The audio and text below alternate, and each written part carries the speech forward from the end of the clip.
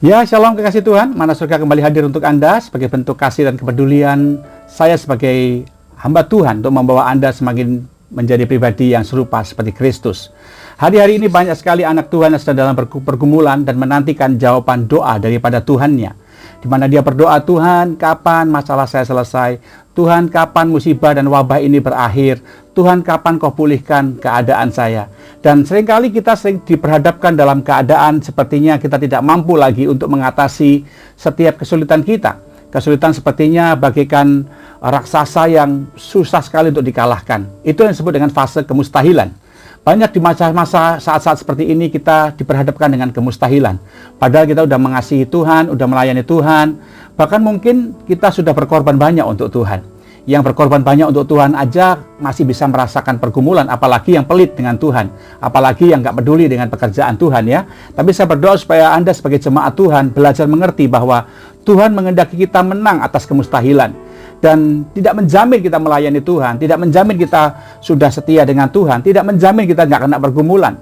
Karena disitulah letak di mana Tuhan ingin melihat. Pergumulan diizinkan Tuhan terjadi, Tuhan pengen tahu siapa yang Anda andalkan, siapa yang menjadi tempat persembunyian di dalam kehidupan setiap kita. Tuhan pengen kita mengikut Dia bukan karena kebutuhan.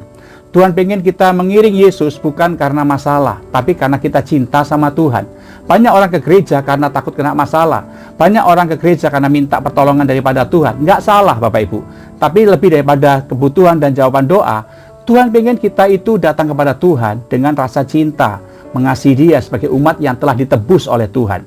Alkitab saya berkata di dalam 2 Raja-Raja pasal yang ke-20 ayat yang pertama, pada hari-hari itu Hizkia jatuh sakit dan hampir mati. Lalu datanglah Nabi Yesaya bin Amos dan berkata kepadanya, beginilah firman Tuhan, sampaikanlah pesan terakhir kepada keluargamu, sebab engkau akan mati, tidak akan sembuh lagi. Bagaimana kalau saudara dalam keadaan seperti Raja Hizkia? Hizkia adalah seorang raja yang mengasihi Tuhan, yang berpaut sungguh-sungguh hatinya kepada Tuhan seperti Daud.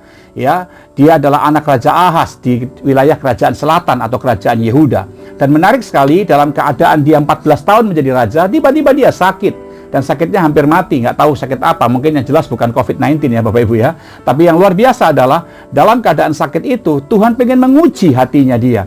Dan diutusnya Nabi Yesaya untuk menyampaikan pesan, sampaikan pesan terakhirmu. Kayaknya nggak disembuhin, kayaknya nggak ada harapan.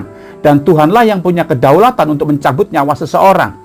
Dan dalam keadaan seperti ini, Tuhan sedang menunjukkan sama kita Bapak, bahwa kalau orang Israel sedang dalam keadaan jauh dari Tuhan, mereka diserang oleh bangsa-bangsa sekitarnya, dan itu bagaikan kemustahilan untuk mereka bisa lepas. Tuhan bilang sama mereka, ayo tinggalkan berhala, berpaut sungguh-sungguh kepadaku, maka yang sukar akan kuatasi. Ya, itu yang Tuhan sampaikan kepada zaman hakim-hakim dan raja-raja dalam kerajaan Israel. Dan setiap kali mereka berpaut kepada Tuhan, sesulit apapun musuh mereka, Tuhan pasti tolong mereka. Ingat pada zaman Raja Yosafat, bagaimana Yosafat dengan pasukannya menang atas bangsa Ammon dan Moab, ya, dengan Tuhan perang atas mereka lewat nabi yang ada pada masa itu. Demikian juga lewat kasus ini. Bagaimana kalau kemustahilan datangnya dari Tuhan sendiri? Tuhan sendiri yang berdaulat. Teknologi mana dalam bidang medis yang dapat menahan kematian? Nggak ada Bapak Ibu. Dan disinilah Tuhan menunjukkan sama kita, kalau dari luar saja Tuhan bisa ubah kemustahilan menjadi keajaiban, yang dari Tuhan walaupun SK sudah turun pun, kalau kita bisa sentuh dan jamah hati Tuhan, Tuhan bisa ubah SK-nya menjadi mujizat. Dan itu yang Hizkia buat oleh setiap kita pada hari ini, memberikan teladan. Bagaimana ketika SK itu turun kepada Hizkia dalam keadaan sakit dia mati, toh Hizkia bisa juga mengubah hati Tuhan dengan cara apa, saudara? 3 hal. Yang pertama, dia tempatkan firman Tuhan dalam hidupnya. Demikianlah firman Tuhan, dia junjung tinggi, dia nggak marah sama Tuhan, dia nggak kecewa sama Tuhan, walaupun dia udah mengasihi Tuhan, walaupun dia udah berpaut pada Tuhan. Tuhan, kok nggak adil sama saya 14 tahun memerintah, baru menikmati kejayaan, kenapa kok saya mati? Enggak, dia hormati kedaulatan Tuhan. Hari ini yang Tuhan minta dari hidup kita adalah, jadilah anak Tuhan yang menghormati firman Tuhan. Firman Tuhan itu literal dan penerapan. Literal itu dikatakan oleh Alkitab, turuti. Tapi ada juga, karena kita jarang baca Alkitab, Tuhan bicara soal penerapan. Penerapan artinya bisa disampaikan lewat masalah, bisa disampaikan oleh hamba Tuhan di mimbar, bisa juga lewat mana sorga, bisa juga lewat teguran, lewat masalah, segala sesuatu. Itu Tuhan pengen Anda menangkap firman Tuhan dari situasi yang terjadi pada saat itu. Karena mungkin kita jarang membaca Alkitab yang literal sebagai firman Tuhan. Itu sebabnya dia punya banyak cara agar Anda belajar menempatkan firman Tuhan ya di dalam kehidupan kita setiap hari, dalam berumah tangga, dalam pelayanan, dalam finansial, dalam pekerjaan. Junjung tinggi firman Tuhan sebagai otoritas tertinggi dalam hidup saudara. Karena kita ini nggak bisa hidup tanpa firman. Loh, kenapa kok firman Tuhan, Pak Pendeta? Sederhana, karena Tuhan menjadikan jagat raya ini dengan firman Tuhan. Firman Tuhan itu adalah Yesus sendiri, kata Yohanes 1 ayat 1 dan seterusnya. Dikatakan di sana firman Tuhan adalah Allah sendiri yang berinkarnasi menjadi manusia dalam bentuk Yesus. Dan sekarang firman Tuhan ada dalam diri kita. Junjung tinggi firman Tuhan itu. Yang kedua, datang pada Tuhan secara langsung, datang pada Tuhan dengan prioritas yang utama. Kita bisa berkata di dalam ayat 2, lalu Hizkia memalingkan mukanya ke arah dinding dan ia berdoa kepada Tuhan.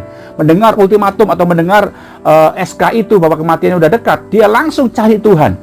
Kita berkata dalam Matius 6:33, carilah dahulu kerajaan Allah dan kebenarannya. Kata dahulu itu artinya dari semua yang Anda ingin cari, dulukanlah Tuhan. Ya, mungkin Tuhan tidak melarang Anda untuk mencari solusi yang lain, tapi Tuhan lebih senang kalau kita memprioritaskan Tuhan dahulu waktu kita punya masalah. Anda punya proyek apa yang mustahil, jangan mengandalkan yang lain, jangan cari orang, tapi carilah Tuhan. Nebukadnezar pun punya mimpi, dia nggak tahu artinya apa, dia cari orang, dia nggak cari Tuhan. Ya, di dalam Daniel pasal 2. Tapi menarik sekali, Hizkia nggak seperti itu.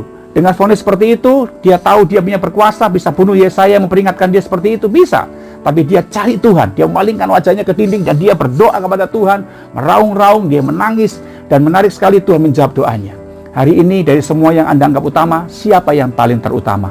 Tuhan atau orang-orang di sekitar Anda? Tuhan atau uang Anda? Balik belajar, andalkan Tuhan, cari Tuhan sungguh-sungguh. Tuhan udah mau datang loh Bapak Ibu. Kalau kita nggak cari Tuhan, Anda akan cari dunia. Dan kalau mau cari dunia, ingat 1 Petrus pasal 5:8 dikata, iblis seperti singa yang berjalan mengaum-ngaum mencari orang yang ditelannya, bukan mencari mangsa, tapi orang, Anda dan saya yang siap ditelan oleh iblis kalau Anda cari yang lain. Tapi belajar cari Tuhan, supaya kemustahilan yang kau hadapi saat ini, proyek Anda, kerinduan Anda, apapun yang nggak bisa, belajar cari Tuhan. Tuhan bisa mengubah hati manusia. Dan yang terakhir dikatakan, Hizkia ayat yang ketiga, kemudian menangislah Hizkia dengan sangat. Ini bicara tentang bagaimana dia merendahkan diri serendah-rendahnya di hadapan Allah yang punya langit dan bumi. Masa-masa kejayaan kita, prestasi kita, uang kita, karir kita bisa bikin kita sombong loh Bapak Ibu. Itu makanya saya ngajak Bapak Ibu untuk belajar seperti Hizkia. Pangkatnya sebagai seorang raja tidak membuat dia untuk merasa enggan merendahkan diri di hadapan raja. Dia menangis, dia memohon sungguh-sungguh dengan Tuhan, dia merendahkan diri. Matius 5 ayat 3 dikatakan, berbagai orang miskin di hadapan Allah, karena yang punya kerajaan Allah. Kenapa bisa memiliki kerajaan Allah? Kerajaan Allah bicara tentang pemerintahan. Jadi orang yang merendahkan diri di hadapan Allah akan mudah diperintah oleh Tuhan. Nah, apakah Anda mudah diperintah oleh Tuhan hari ini?